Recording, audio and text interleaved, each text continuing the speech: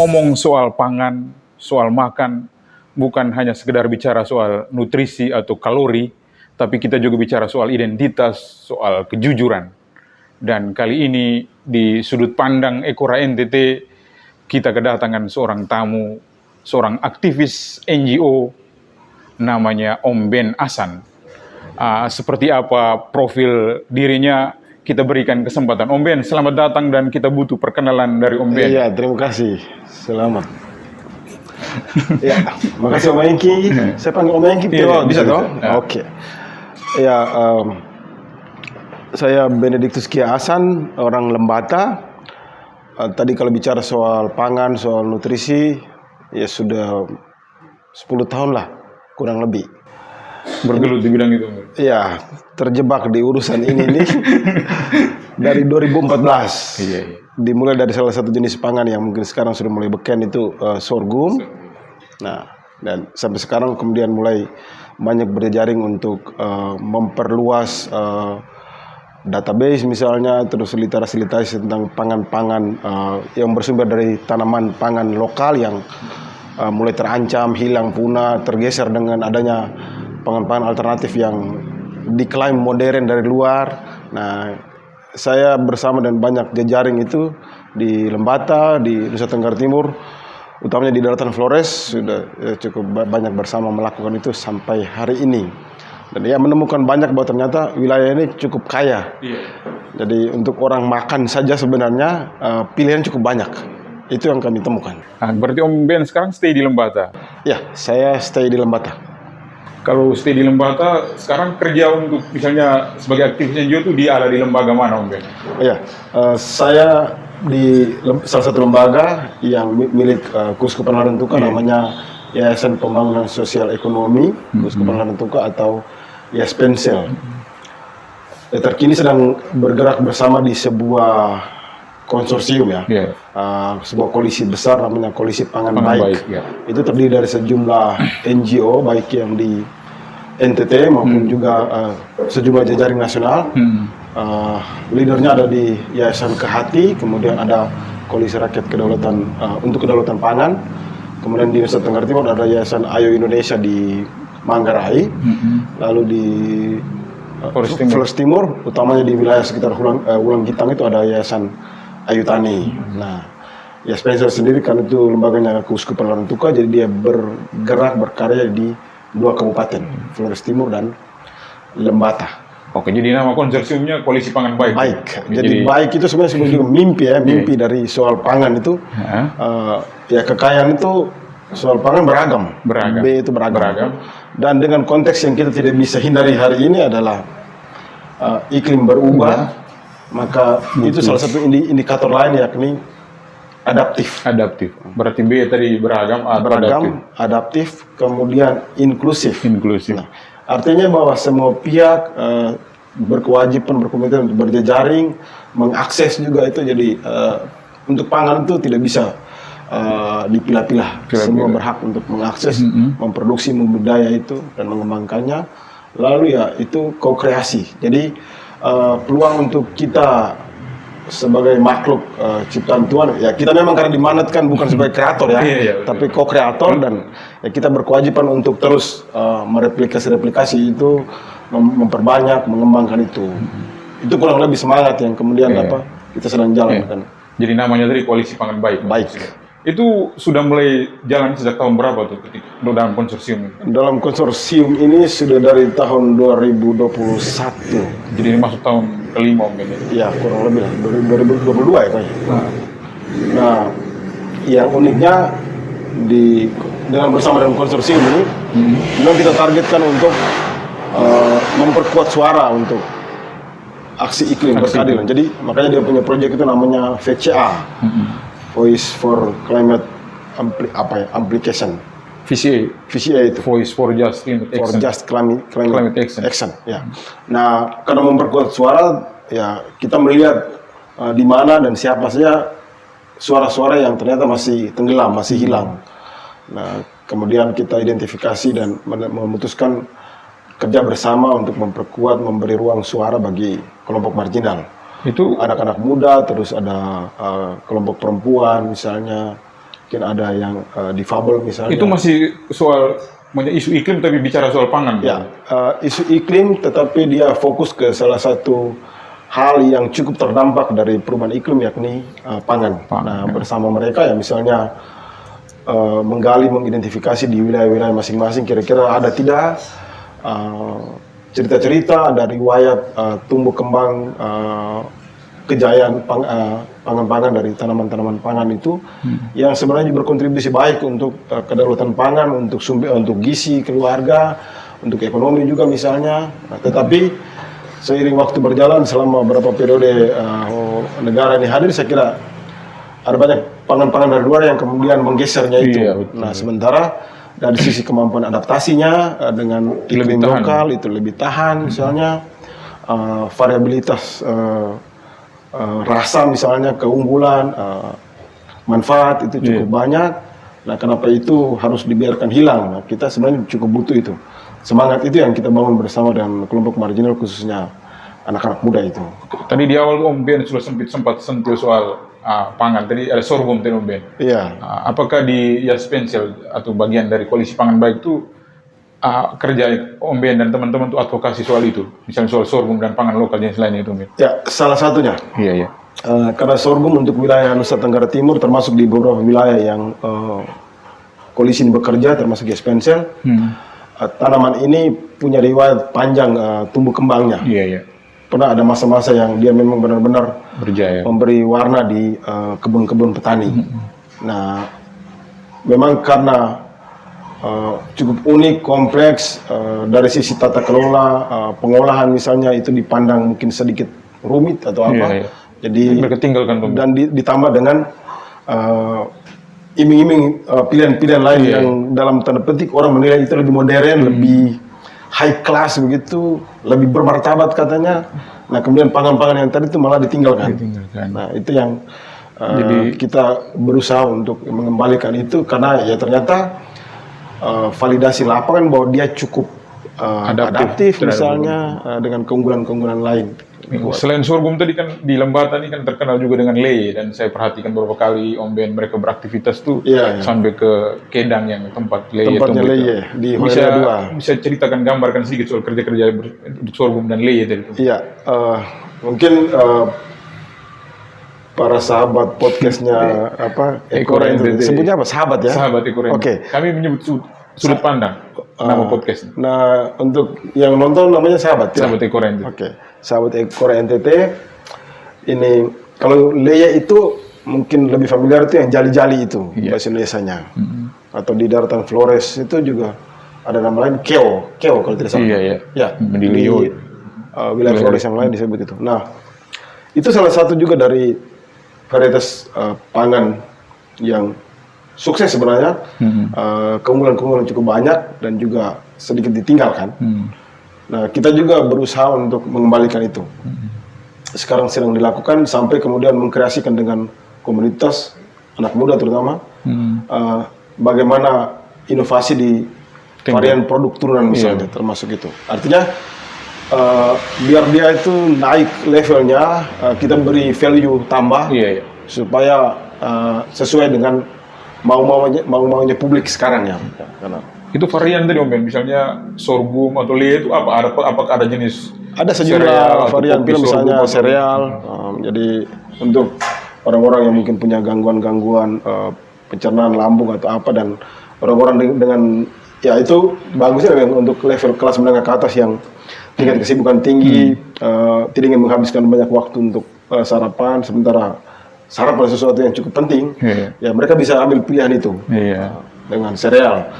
Ada juga malah dikreasikan sebagai kopi. Ya, saya kira Indonesia, NTT, kopi itu sudah tidak bisa terpisahkan. Nah, ada kelompok masyarakat yang menggandrungi kopi, tetapi mulai merasa terganggu karena pola ngopi yang mungkin keliru, kemudian efeknya justru ke gangguan-gangguan lambung misalnya, sakit mah atau apa. Nah, misalnya inovasi kopi dari leye, jali-jali atau sorghum tadi justru mengisi apa gap itu. cita rasa kopi ini ya candu ya, candu kopinya tetap dapat, tetapi efek ke lambungnya itu Baiklah gitu. lebih kooperatif lah maksudnya, tidak sampai efek yang buruk-buruk. Itu pilihan-pilihan inovasi itu disesuaikan juga dengan ya tren-tren kebutuhan di masyarakat. Ya, dua seperti itu. Selain salah satu ada yang paling dominan adalah bagaimana kemudian dia mengisi aktivitas yang paling sering dilakukan oleh mama-mama di rumah, yakni mengkreasikan kue-kue misalnya. Nah, tepung leye, tepung sorghum, jadi membantu menjawab itu. Jadi apakah sampai ada yang bikin kue dengan bahan olahan sorghum? Kue, bahkan sudah jadi usaha rutin, sudah punya nasi sorghum ada kan? Nasi sorghum, yang paling dasar sebenarnya justru harusnya nasi sorghum. Iya. Karena itu dengan waktu pengolahan yang lebih terbatas, tinggal dikupas kulitnya lalu dimasak seperti beras yang dari padi. Nah, semuanya kan kalau dari produk masing-masing, dari bahan baku, ketika proses pertama untuk dikupas kulitnya dia akan menjadi beras. Apakah itu beras padi, beras leye atau beras sorghum? Ya kemudian berlanjut dia ketika sudah dikukus di tanah itu ya nasi sudah. Kemudian saya tuh menyaksikan bahwa di Koalisi Pangan Baik sendiri, terlebih teman-teman di Spesial itu kan mendampingi anak-anak muda di Lembata, di Flores Timur untuk urusan itu tadi, pangan lokal terlebih sorghum dan leye itu. Jadi mereka yang mengerjakan itu, Om Ben? Iya, jadi pendampingan itu, karena kita hitungnya begini, kerja-kerja pemberdayaan itu biasanya dia akan mencapai titik jenuh kalau kemudian tidak ada bonus-bonus lain, value ekonomi yang didapatkan oleh orang-orang yang kita dampingi termasuk anak-anak muda. Mereka harus di satu titik semua yang mendampingi akan pergi misalnya, akan meninggalkan mereka untuk harus bisa mandiri. Nah, salah satu pilihan untuk keberlanjutan misalnya supaya mereka bisa berjalan adalah mendampingi mereka untuk mengkreasikan produk-produk itu supaya nilai ekonomi yang ada, nilai bisnis. Makanya kemudian di fase-fase kalau tidak salah mulai dari periode akhirnya 2023 sampai 2024 itu aktivitas kita di komisi itu banyak diisi penguatan ke wirausaha hijau. Nah, di kewirausahaan hijau. Ya, jadi kita ingin supaya semangat mereka untuk membangun pola-pola hidup, pola-pola livelihood yang concern dengan pro iklim lah, pro iklim, pro ekologis, pro lingkungan itu tetap berjalan, tetapi ada nilai lain secara ekonomi bagi mereka. Makanya, yang didapatkan anak muda itu. Ya, jadi wirausaha tetapi wirausaha yang sensitif terhadap iklim. Tetap menjaga untuk itu. Karena ya iklim kalau dijaga, lingkungan dijaga itu soal keberlanjutan bumi. Iya, betul. Ya. Oke, Om Ben. Ya, terus karena saya perhatikan di beberapa kabupaten di daratan Flores juga di Lembata misalnya. Itu menarik karena di Lembata tuh di Bapelitbangdanya tuh ada sekber NGO. Apakah isu ini juga dibahas di sekber ini, Om Ben? Berkaitan dengan pangan ini? Iya, Lembata itu kita tahun berapa? 2022 kalau tidak salah. Itu juga diinisiasi oleh koalisi ini, oleh proyek VCA ini. Nah, kebetulan di Lembata itu ada 2 lembaga dari beda koalisi yang beraktivitas di Lembata. Ya, spesial ada di Koalisi Pangan Baik, sementara ada satu lembaga namanya Barakat, itu dia ada di Koalisi Adaptasi. Nah, kita kemudian coba bersinergi untuk supaya di level kebijakan-kebijakan mendesain itu, advokasi, mendiskusikan dengan para pihak, stakeholder yang lain, berupaya untuk kesemangat pentahelix itu. Nah, kemudian menyepakati untuk sepertinya harus ada satu ruang forum lah, forum bersama di mana para NGO lintas isu duduk bersama di situ, difasilitasi oleh pemerintah kabupaten. Rumahnya ada di Bapelitbangda atau Bapeda, mungkin di tempat lain ada yang sebutnya Bapeda. Nah, itu wadah yang cukup strategis karena itu yang hadir di situ adalah orang-orang, lembaga-lembaga, aktor-aktor yang tidak hanya di level teknis bermainnya, tapi mereka menjembatani karena punya kapasitas di level tengah untuk desain isu misalnya, bagaimana menjahitnya dengan kerangka kebijakan negara. Di nasional ada RPJMN, di kabupaten ada RPJMD misalnya, dan bagaimana isu-isu yang strategis ini dan yang menjawab hal-hal global dan Dan itu menjawab juga di rencana pembangunan berkelanjutan atau di SDGs. Jadi itu terjawab dikaitkan. juga di dan akhirnya terjawab maksudnya. Jadi kita cuma masukkan isu-isu soal pangan, soal iklim itu dimasukkan juga dan menjadi beberapa isu yang dikerjakan bersama oleh Sekber tadi. Oke, kita kembali sedikit soal Sekber. Ketika memulainya tuh apakah ada semacam ini ada semacam penolakan atau langsung diterima begitu? Karena ini kan pasti akan kerja-kerja Memang begini. gini, sebenarnya biasanya penolakan terjadi itu kalau ada ego sektoral. Nah, ruang itu sebenarnya kita ingin jadi pembelajaran satu adalah soal inklusivitas. Hal yang ada di masyarakat itu banyak hal, isu banyak sekali. Meskipun isu soal pangan, isu soal perubahan iklim ini isu global yang isu lagi meresahkan, tapi ada banyak isu-isu sektoral lain juga. Nah, ruang itu semua pihak NGO terutama yang bekerja di sebuah wilayah termasuk di Lembata itu datang dengan concern isunya masing-masing. Nah, kita tidak ingin bahwa ruang itu kemudian mengabaikan semangat-semangat itu karena bicara soal pangan, soal perubahan iklim di isu manapun, misalnya soal perlindungan PMI pekerja migran Indonesia misalnya, kan di Lembata juga ada NGO itu, ada plan misalnya yang fokus ke anak menjadi pusat dari semua aktivitasnya, isu itu juga ada. Nah, sehingga kalau saya menilai ketika di proses awal tidak banyak tantangan untuk dibuat kesepakatan lah untuk coba dijalankan itu bersama. Ya, ini berarti menarik sekali Om Ben. Dan kita coba tarik ke semakin ke sini misalnya Om Ben kan bergerak di urusan soal nama koalisi tadi pangan baik dan urusan pangan dan sangat mendorong berkaitan dengan pangan-pangan lokal tadi. Dan kita tahu Lembata ini kan Lembata atau Flores Daratan dan wilayah di NTT ini kan terkenal dengan julukan Nusa Cerealia lah. Misalnya kaya juga dengan pangan lokal gitu. Terus kita nih sekarang ini kan lagi gencar-gencar orang bicara soal program pemerintah pusat soal makan siang bergizi gratis nih Om Ben. Ini kita sahabat Ekora NTT ini kan butuh semacam seorang aktivis NGO punya sudut pandang ini. Ada semacam Om Ben perhatikan karena di beberapa kita sudah lihat di media sendiri misalnya kemarin informasi dari Lembata tuh ada yang mengeluh bahwa kami di Lembata nih kami kaya dengan pangan lokal, pisang kami punya, ikan kami punya, tapi pisang justru datang dari luar. Kami punya ikan tapi justru datangkan ayam beku dari luar. Itu Om Ben bisa melihatnya seperti apa Om Ben dan bisa berbagilah kepada sahabat Ekora NTT Om Ben. Iya, saya punya hati sudah berdebar-debar dari tadi. Sepertinya memang ini akan ditanyakan ini ternyata. Saya merekam juga lebih dari seminggu seminggu terakhir itu ketika ini kan saya hitungan saya ini di level uji coba sepertinya sekarang ini. Uji coba soal MPG ini sedang berjalan di beberapa wilayah dan gesekan-gesekan itu sudah mulai muncul, ada gap-gap, ada miss-miss di mana-mana, yang banyak menyentuh ke hal yang sangat substantif. Misalnya kemarin sempat ada rumor-rumor di Lembata soal yang di hari kan kayak basi misalnya. Misalnya. Lalu puding basi lah dengan ini di Lembata kan banyak pilihan tapi kenapa didatangkan dari luar misalnya. Memang yang terlihat itu logis sih sebenarnya argumentasinya ke soal ini kan jumlahnya banyak ini misalnya orang. Di beberapa kabupaten lain juga saya mengamati dari sejumlah rekam-rekam publikasinya media, ada wilayah yang sudah diatur sekian untuk kuota sekian anak, tiba-tiba pas dibagi ada anak yang tidak dapat dan pulang misalnya. Nah, itu fakta-fakta agak menggelikan sekali sebenarnya di awal. Nah, kalau ngomong MPG saya harus katakan kalau sampai seperti itu berarti ada hal yang sudah keliru dari awal. Jadi Om Ben bagi saya kelirunya karena begini, substansi MPG ada makan, ada bergizi, gratis.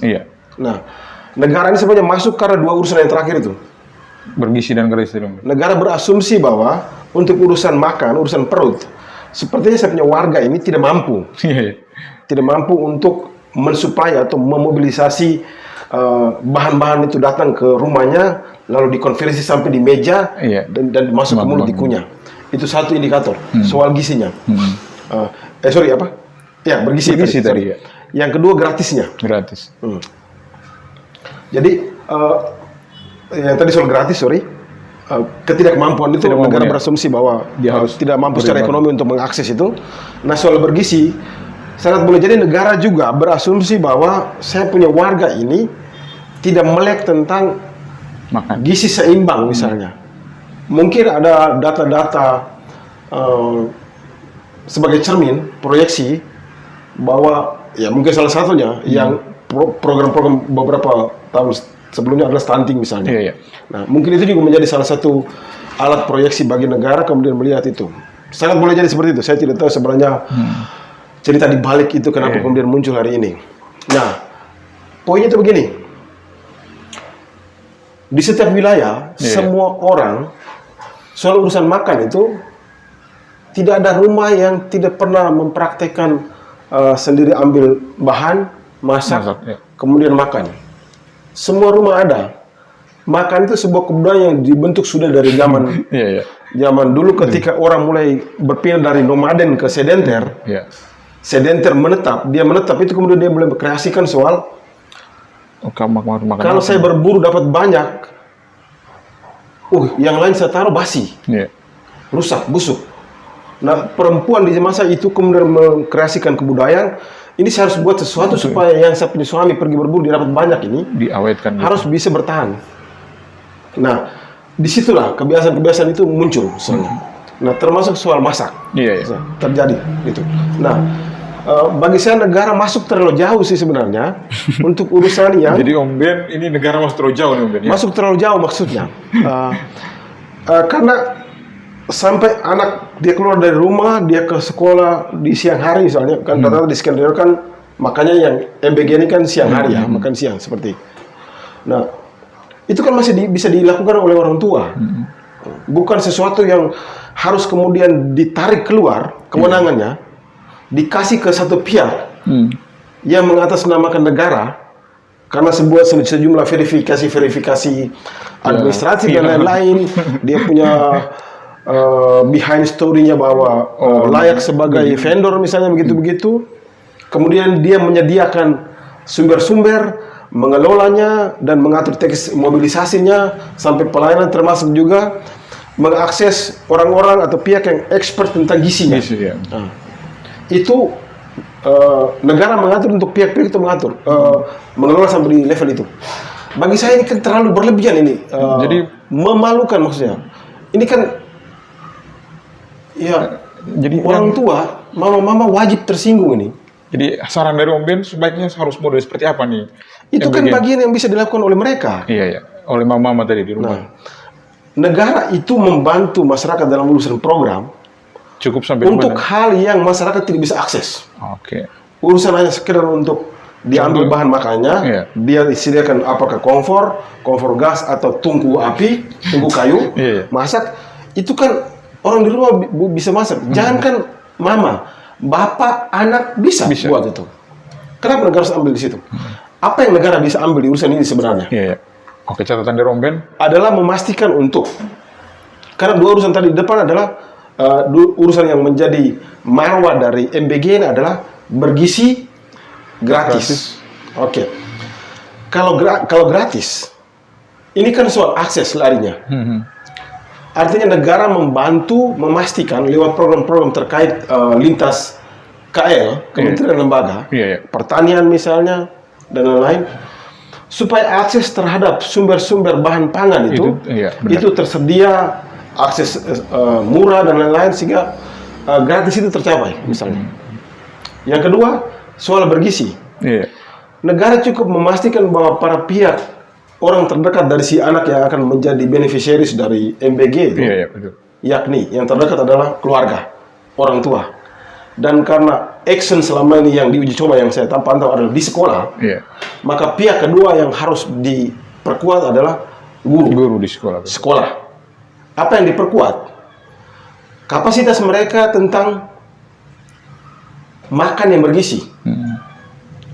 Satu piring makanan yang akan dikonsumsi oleh anak di siang hari itu, negara berkewajiban, bagian negara adalah memastikan para guru, orang tua tahu bahwa anaknya makan apa gitu. Karbonnya berapa persen, vitamin berapa persen, protein berapa persen.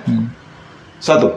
Yang kedua, karbo untuk sekian persen di piring ini, berapa gram begitu, saya ambilnya dari mana? ambil dari mana itu di sekitar sini ada tidak? Di sekitar wilayah dia tinggal ada tidak? Demikian juga nutrisi-nutrisi yang lain. Selain memastikan itu, tetapi juga karena negara itu, beda negara itu kan negara itu punya power. Mandatorinya ada, kekuasaannya ada. Memastikan supaya guru dan orang tua itu patuh soal itu. Jangan dikasih makanan yang misalnya 75% isinya adalah karbo. Misalnya ada nasi, di sampingnya ada mie. Jadi itu berarti konyol. Soal keseimbangan gizi misalnya. Negara membantu memastikan itu.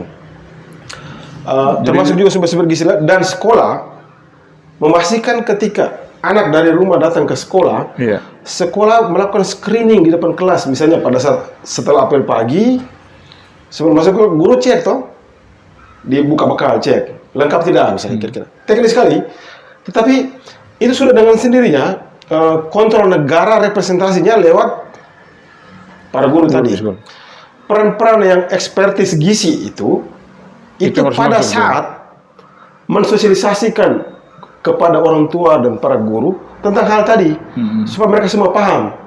Kemudian para pihak lain mungkin juga termasuk para orang-orang gizi itu mengontrol ketika sedang berjalan, dapat laporan misalnya dari situ, benar tidak, lengkap, gizi lengkap atau tidak. Anak mulai dari pertama anak ke sekolah bawa tidak bekal. Itu orang tua yang kena misalnya. Oke, Om Ben, ini catatan sampai begitu sehingga begini. Bagi saya yang paling ideal sekarang itu MBG ya. Ya kalau Pak Prabowo mau ya, MBG berbasis komunitas lah, berbasis keluarga. Ini kan mimpi besar Prabowo.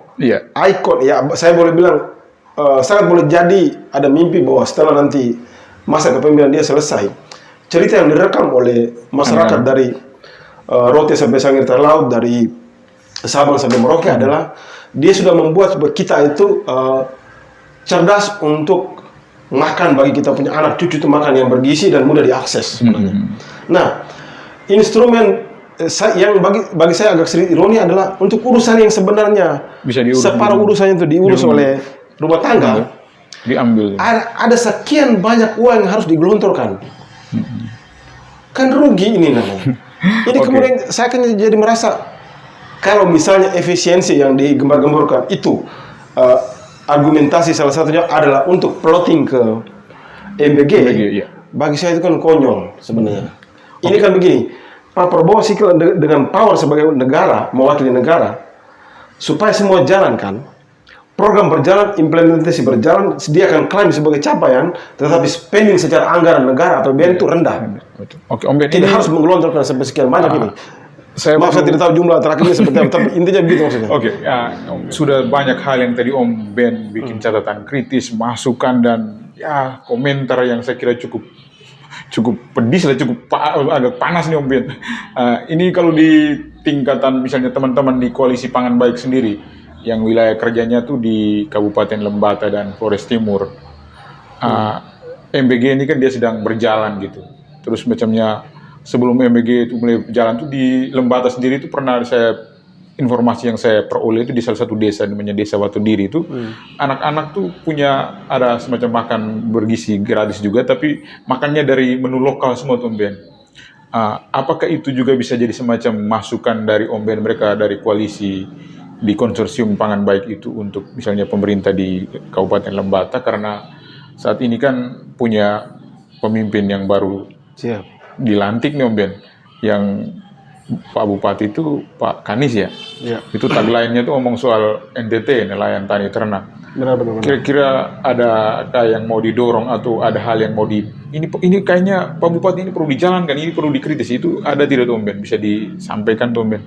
Iya, jadi contoh yang disampaikan tadi misalnya di Desa Watudiri ya, itu yang terjadi. Jadi uji coba praktek yang sudah dimulai dan itu membuktikan bahwa dengan segala sesuatu yang tumbuh kembang di sekitar kita, tanaman-tanaman sumber pangan tadi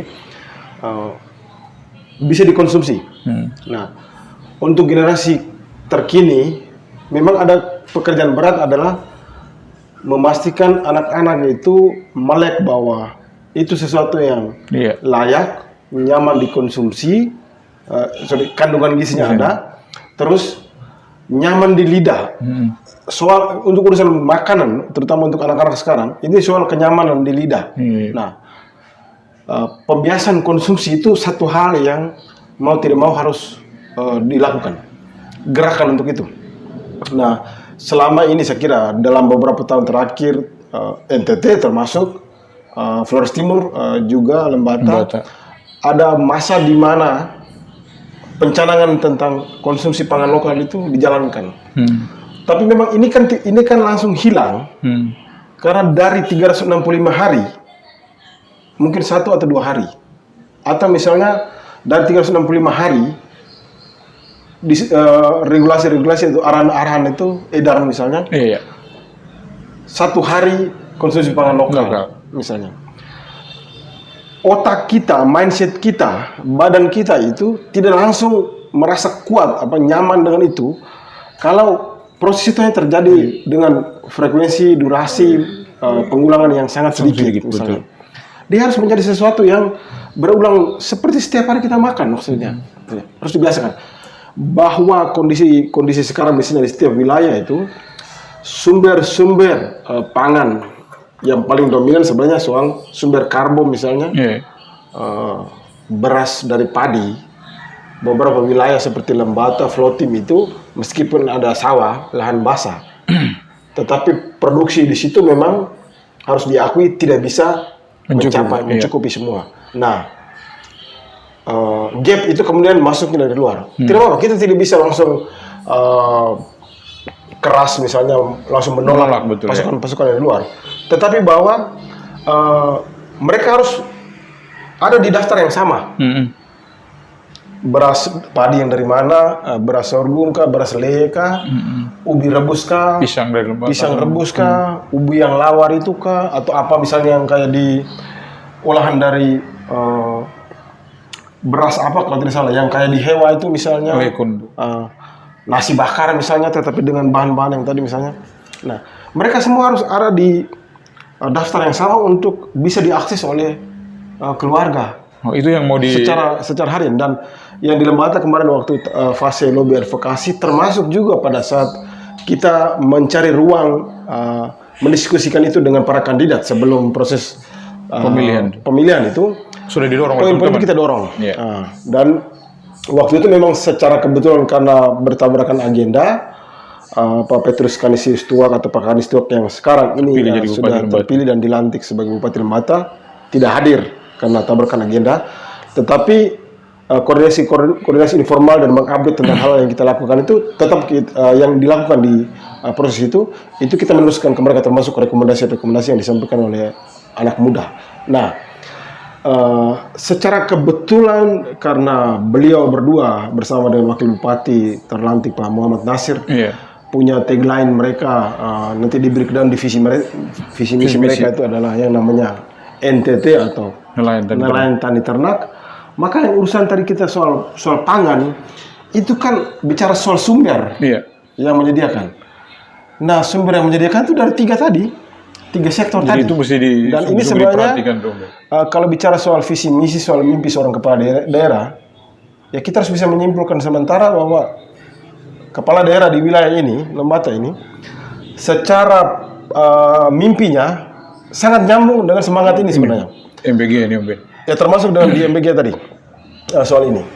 Nah, pekerjaan sekarang adalah karena dengan contoh uji coba lah, saya boleh sebut saja uji coba MBG yang berjalan beberapa minggu ini, maka sepertinya juga ada hal yang harus bisa ditinjau kembali, didiskusikan lagi, berkaitan direncanakan ulang misalnya, supaya mimpi kepala daerah Pak Kanis Tuak dan Pak Muhammad Nasir untuk Lembata itu NTT berdaya dia, nelayannya, petaninya, peternakannya berdaya, artinya apa yang mereka hasilkan di laut, di kebun, di kandang itu kemudian bernilai untuk mendongkrak mereka punya ekonomi untuk memasok ke kebutuhan-kebutuhan yang lain. Bernilai juga untuk kebutuhan di mereka punya dapur, masuk ke piring dan masuk ke perut. Pokoknya di dua itu. Sehingga untuk di Lembata memang ada beberapa rekomendasi-rekomendasi yang kemarin sudah dijalankan sebelum beliau berdua dilantik. Nah, pekerjaan kita di Koalisi Pangan Baik yang bekerja juga di Lembata. Flores Timur. Kita perluas lagi sinergi dengan stakeholder yang lain, dorong anak-anak muda ini sebagai juga para pihak yang waktu itu sudah beraksi kemudian bersuara. Ya, anak-anak ini harus diperbanyak. Jumlahnya di banyak tempat. Praktek ini diperluas, termasuk juga seperti tadi contoh di desa di SD di Batu Diri misalnya. Nah, dan itu kita bawa ke beliau berdua, Pak Kanis dan Pak Nasir untuk itu. Sehingga kita membantu mereka berdua sehingga mimpinya tadi ketika nanti diimplementasikan benar-benar efeknya yang dongkrak tadi secara kesejahteraan dan gizi adalah nelayan, tani dan ternak. Karena tiga urusan ini diurus oleh mayoritas warga Lembata. Artinya mayoritas warga Lembata itu basic mereka adalah berkaitan dengan tiga hal ini. Nah, Oke, sahabat Ekor NTT, itu tadi perbincangan kita dengan Om Ben Hasan, narasumber kita dari Kabupaten Lembata. Jadi Om Ben ini seorang aktivis NGO, jauh-jauh datang dari Pulau Lembata ke kantor redaksi Ekor NTT. Terima kasih Om Ben sudah hadir di sudut pandang Ekor NTT. siap. Sudah memberikan masukan, catatan, dan terlebih sharing tentang kerja-kerja Om Ben di Koalisi Pangan Baik. Sukses untuk kerja-kerja selanjutnya. Om Ben. Terima kasih. Saya berharap para sahabat bisa banyak berada bersama dengan Ekora untuk melihat dari sudut pandang ini. Semoga jadi inspirasi. Oke, terima kasih Om Ben. Terima kasih juga.